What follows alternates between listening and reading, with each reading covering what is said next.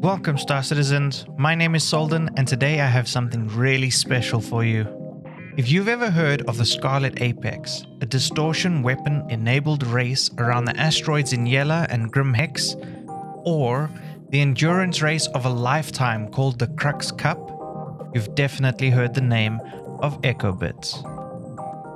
We got to sit down with the ANZIA racing representative in a one-on-one chat about Star Citizen, racing, and more.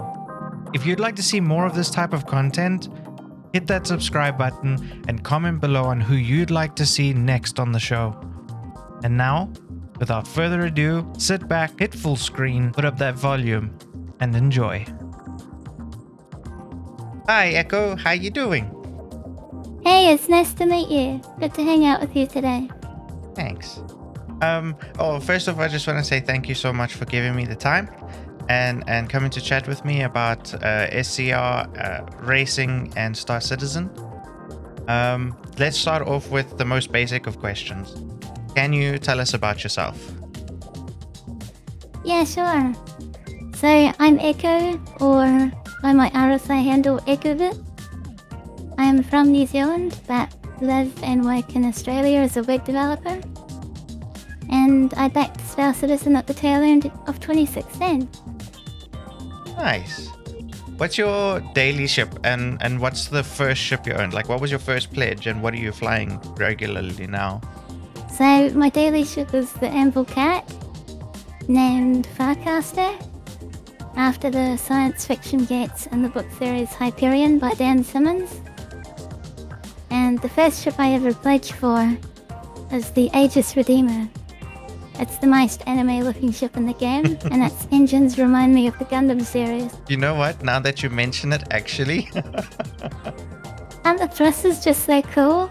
I think there's another one that looks very anime. I can't remember what it is, but I'm probably gonna put a picture of it on screen because I'm gonna go find it.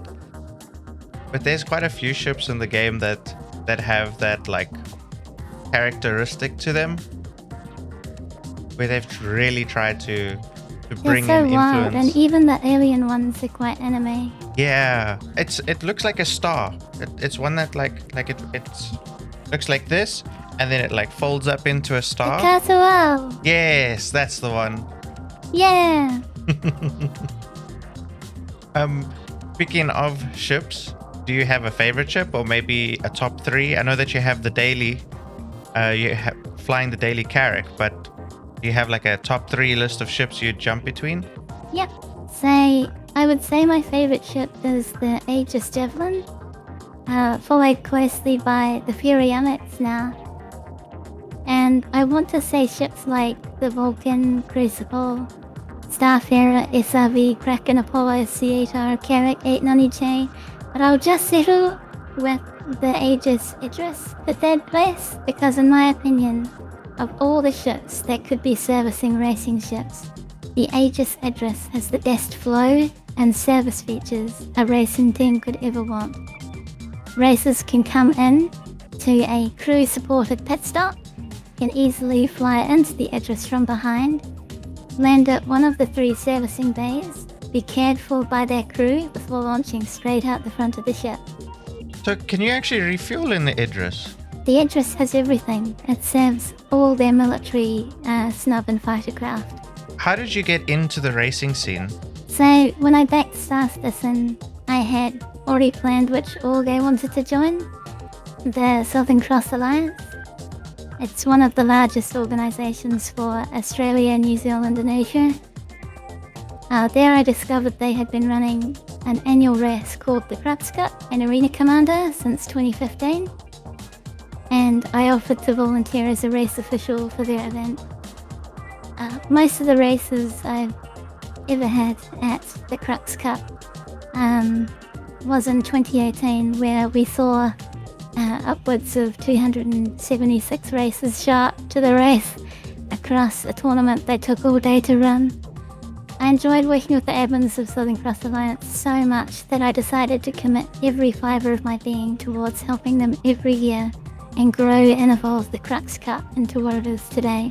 A truly unique committee of organisations and content creators that are interested in running premier racing competitions for all, under the name ARC, the ANZIA Racing Committee, or just ANZIA Racing for short. That's awesome. So, which track would you say is your favorite, and which one are you the fastest on?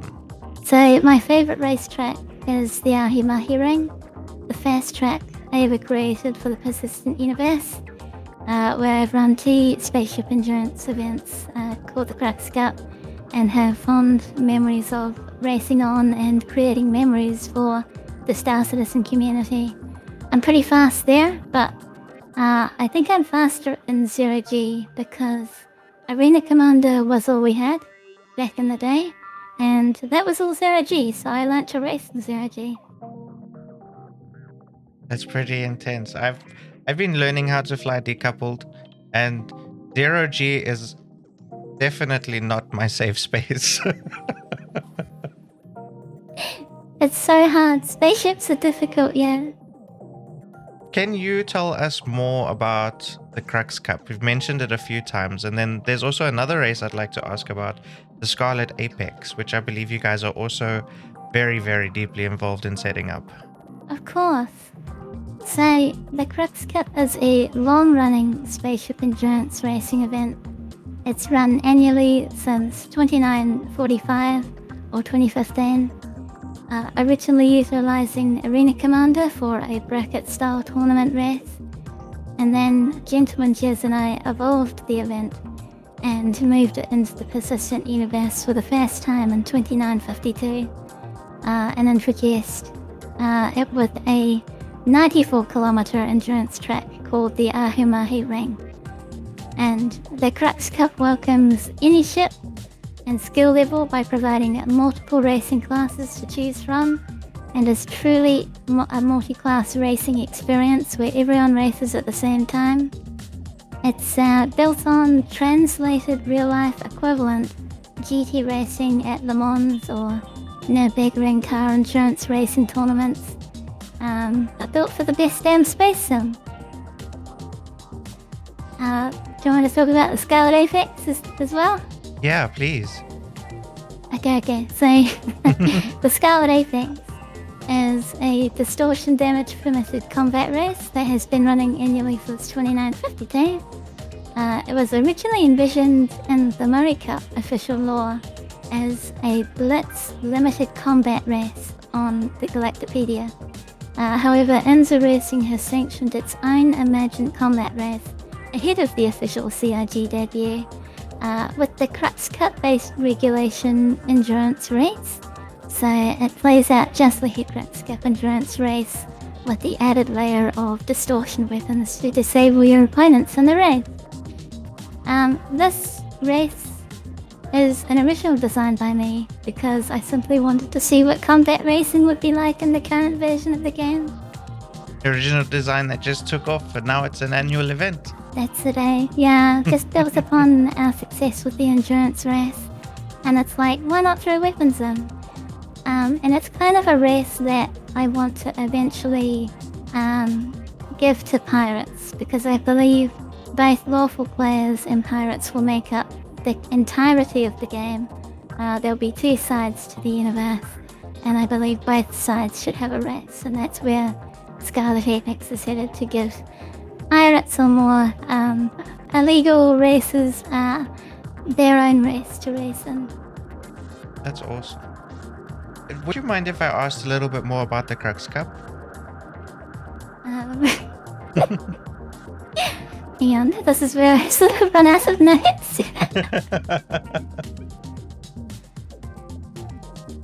I just want to know about the Crux Cup. When it comes to the races, do you tend to see solo flyers, or is it generally people that have a crew?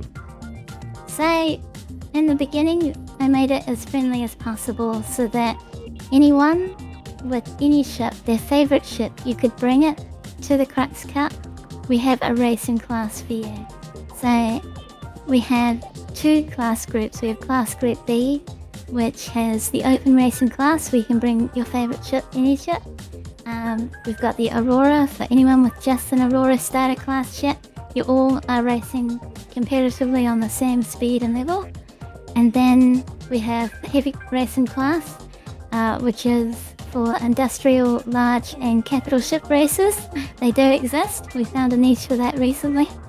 And class group A is a highly competitive area. So if that's more your thing, if you're a pro racer, we have race classes for you. We have A Crux, which we classify the fastest ship in the game to race in that class. So this year and last year it was the Great Herald. And then for AX2 we have just dedicated racing ships, the fastest in a mid-tier speed category. And then AX3, which is the slowest of the dedicated racing ships. They're grouped into there to be competitive with each other. Awesome. So, with everything that we've spoken about already, is it the ship or is it the pilot that wins the race? Okay, so in the production of the Fury LX trainer, I said the ship, which is my in-character answer to the question that CIG asked for. So Echobit, as a racer in the Star Citizen universe, she believes in camaraderie of racing, working together as a team and crew, and the ingenuity of humanity to build a faster, more advanced, safer and lighter spaceship. That to her is the spirit of the Empire.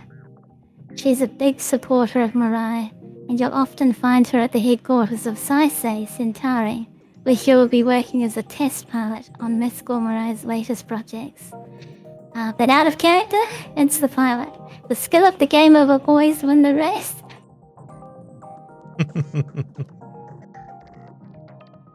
We were talking earlier about the Ahumahi ring, the track that you created for Crux Cup. I know we touched on it a little bit, but can you tell me exactly what went into actually putting that together? Like, how did the planning go to putting the track into the stage where you can say, okay, cool, this is the big endurance race, let's do it?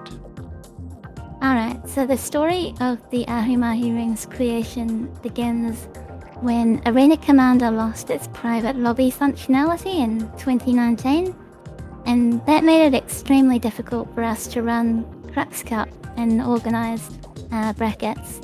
So during this downtime, Gentleman Jez and I took a lot of what we learned from car sim racing and Assetto Corsa and iRacing competitions, and together we wrote the first version of the technical regulations and procedures for an endurance race that translated for racing spaceships in Star Citizen. So the track itself, the first of its kind in the persistent universe, needed a few basic services nearby, and to consider upwards of 20 racers flying around the track at the same time to make it work. So the track needed access to refueling services via the pit lane that we could clearly designate on a track map that would make sense in the flow of a racetrack. It needed the largest checkpoints we could find to make it very easy to communicate to players. And Crusader had just been updated at the time, and we were ready to hunt for a location to build a racetrack. And Horizon was introduced and given 4 very large and named industrial platforms, scattered in an interesting enough way that I was able to link their main tunnels together to form a grand, fast and safe racetrack for large-scale racing competition. These design cues and safety considerations are now standard whenever we go to build an endurance racetrack for spaceship racing competitions. We are proud to build racetracks like this, which are otherwise quite dull on their own, because when Death of a Spaceman is finally implemented, we are certain that ANZIA Racing will stand as the safest large-scale ship racing competition and racetrack builders in Star Citizen. You mentioned Death of a Spaceman. From what I understand in Death of a Spaceman, we're gonna actually, if we die and we regen, then our character's skill drops. Do you think that that's gonna push the It is stakes? much more than that. Yeah. It'll push the stakes, you're completely right. Not only that, but in the design documents for Death of a Spaceman, not only are we going to lose skill progress, but we'll also take a hit to our reputation, we'll take a hit to our physical character bodies. We might lose arms or limbs or gain scars or have to, incorporate cybernetics to keep going, to keep this character alive. So setting a record in the persistent universe suddenly becomes an incredible feat for your character. Whereas setting a record in Arena Commander, it's just a simulation. You can die repeatedly over and over with no consequence. But with Death of a Spaceman, that introduces some of the greatest consequences we've seen, very similar to games like, what was it? That Armor one. Forget the name of it. It was on the tip of my brain for just a second. Daisy? Daisy, that's the Yes. one. Daisy, yeah. So Daisy, where items you collect, your life matters. You're trying to keep this character alive as long as possible to achieve your goals. But in Star Citizen, when you create a character, it has a name, and that's a name that will have a record on a leaderboard in the persistent universe. And that will mean something. That will be part of the game's actual history. And that has a lot more meaning than Arena Commander records. So I'm really looking forward to that. I think it'll be a little bit of a shock to the community when it is finally implemented, and maybe it will be pulled back to a point of fun, but I'm still really keen to see CRG try it, and hopefully your records do have very good meaning in the future of the game. I think that's gonna be actually really cool. I mean, imagine you get to a point in the game where, especially with the Crux Cup, which is this big endurance Le Mans style track, you have people that will, let's say, set their record and hold it for ages after that character is no longer playable. That's right, it's a very complex game, and there's so much more to be implemented, but anytime I design a race, it will be built for the current version of the game, but I'm also keeping in mind the future. So let's use that to segue into the next question. What future do you see for the racing scene in Star Citizen? Like, do you think that it's going to develop into something that's a full-on esport where there's spectators and big events that happen? Or do you think it's something that's going to stay within the realms of Star Citizen players? Like it's something that only players of the game are ever going to be interested in? So for me personally, I am keeping this to Star Citizen. There is no better video game community and game developers than those of Star Citizen, and likely never will be. This is a golden era of gaming that we live in, and we should not waste no further time with supporting the developers, each other, and raise each other up to build the best gaming community there ever was. So what has then racing and the racing scene, if you had to put it into words, what has everything meant to you as a person, like on a personal level?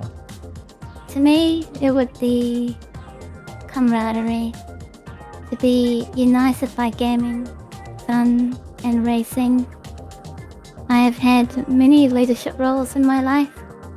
I've been a server operator, a guild leader, a World Server Alliance leader, am an org leader, and now the presiding officer for an incredible gaming scale racing event community. There is only one thing I seek: the happiness of others. I wake up every day to try my best to put smiles on gamer faces, to hear their voices light up with excitement when they achieve feats of skill, speed and teamwork no one thought possible, and a window for all to witness them make Star Citizen history. Which pilots would you then say beginners should watch? And which pilots do you yourself like to watch or admire or even look up to? So I admire TED pilots the most in the community. I admire Splin and Tint equally.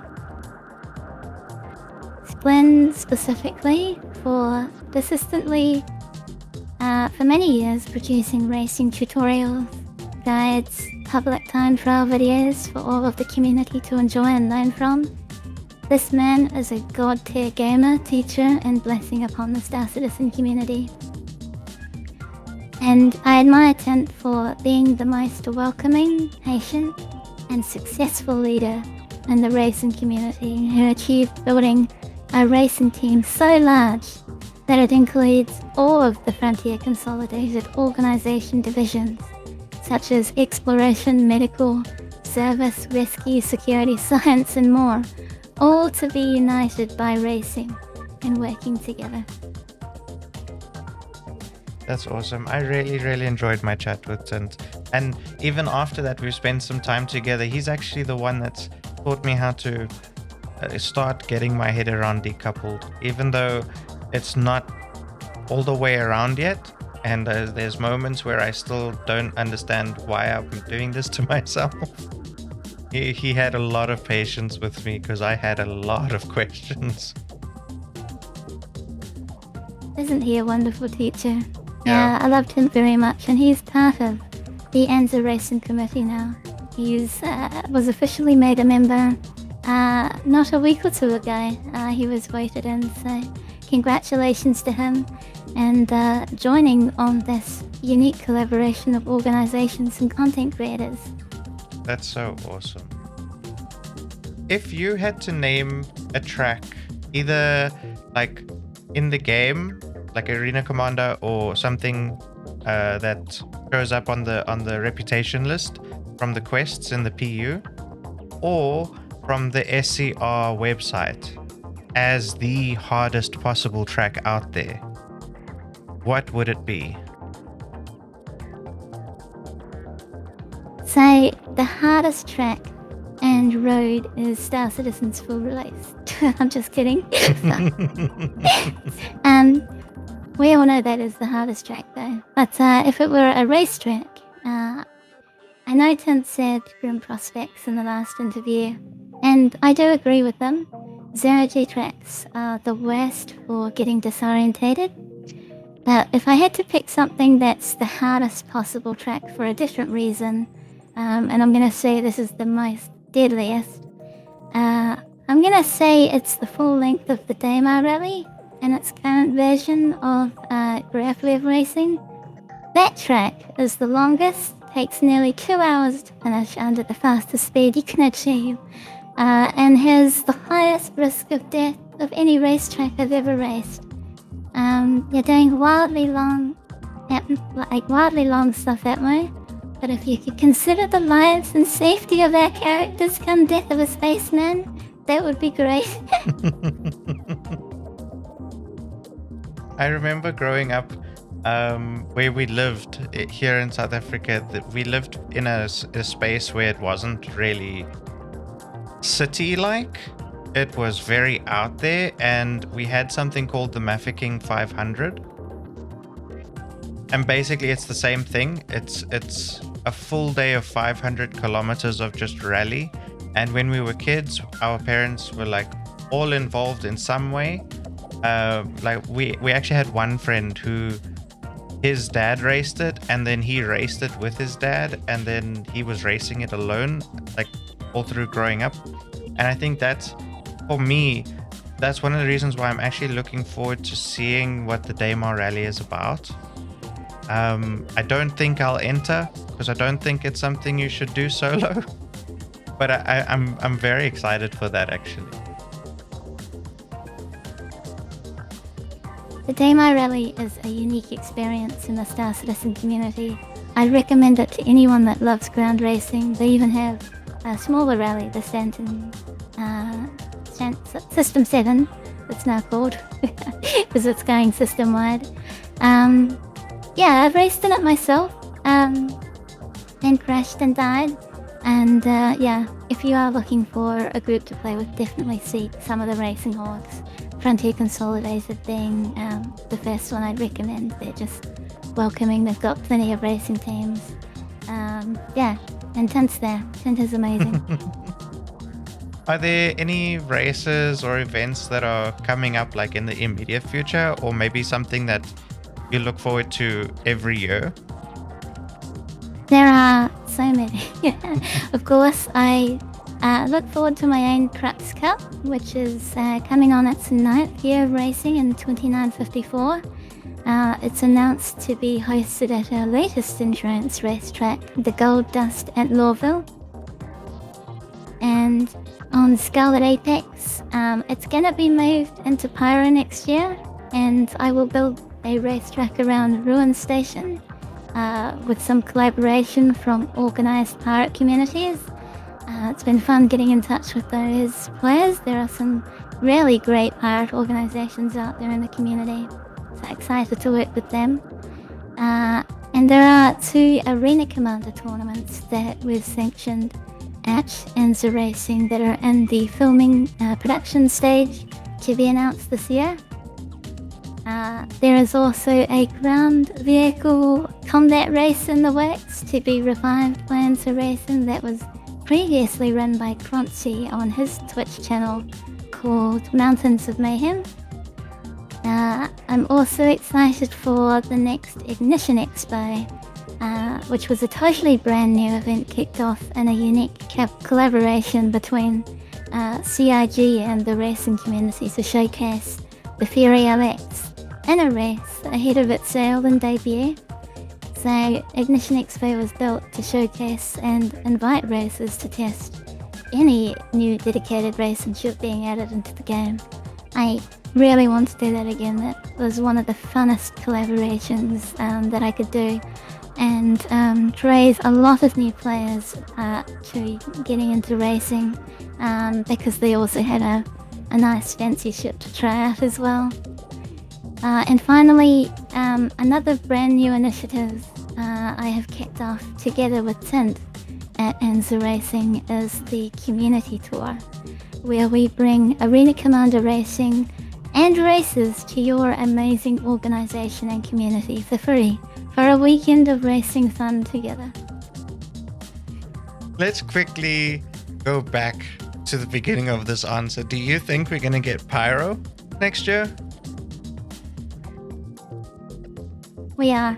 The jump points are in. We've never seen that before. We've been waiting since 2016. They've been saying Pyro next year, Pyro next year. But now we have physical evidence of the server meshing going in with the fast replication layer stage being implemented into the game. We're getting another system. Chris Roberts is going to walk out onto the stage with a server-side switch and say the gates to Pyro are now open and walk off the stage. You heard it from me first.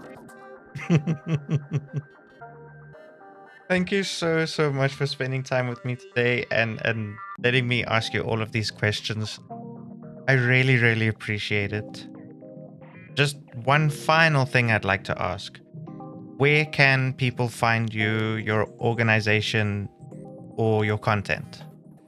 So you can find a link to everything on cruxcup.com or by searching ANZIA Racing on Twitter or YouTube. And of course, all of our tracks and events are listed on scr.gg. And thank you so much for having me. It's been a pleasure. Thank you so much for watching or listening in. I hope you guys really enjoyed it. I've got more of these interviews planned coming up, and I'd really like to know your opinion on them. Is there a specific type of question you'd like me to be asking everyone? Let me know in the comments below, and if you haven't yet, hit like, hit subscribe, and share it with a friend. It really helps the channel out. See you next time, citizens.